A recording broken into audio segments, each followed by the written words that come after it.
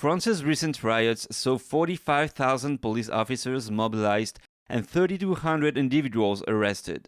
And after 6 days of violence triggered by the death of a teenager, the situation suddenly calmed down.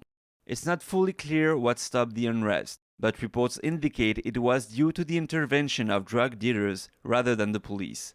French newspaper Le Parisien disclosed a conversation between French President Emmanuel Macron and a police officer. Macron asked him, "Who do the kids listen to?" The police officer responded, "The drug dealers, Mr. President. In fact, they're the one who asked them to calm down." This explanation is supported by several experts, including police union spokesman Rudy Mana.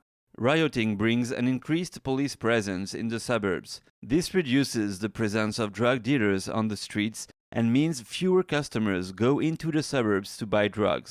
This is bad for business for the dealers. For drug networks to function normally, they need a certain degree of social peace. Because if you start breaking things in your area, if you start burning cars, if you start doing all that, it's obvious that you are going to attract the police. So these drug dealers called on these youths to return to the suburbs.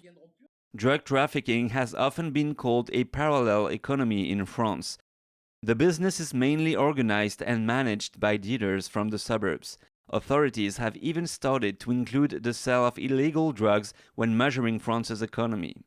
In the city of Marseille alone, drug trafficking is worth between 8 and 12 million pounds a month. In the Marseille region, there are about 160 drug dealing points, and the points bring in between 5,000 and 60,000 euros a day. You do the math over the year, and you'll see that the turnover is absolutely astronomical. Mana says there are other factors at play that halted the riots. He says that by the third day the police became better organized and that almost all lootable shops in the city centers had already been looted. Police officers are concerned about violence erupting again as groups gather during France's upcoming National Day on Friday. We are a bit worried when you have large groups of young people who are fairly well organized thanks to social media. There are groups of 50 who are scattered all over the city who are difficult to channel and who are difficult to apprehend. Even if we do apprehend a lot of them, they are coming to the city centers in France to break things, to loot and to destroy. He says France's suburbs remain unchecked and more unrest can happen at any time. We are sitting on a keg of gunpowder.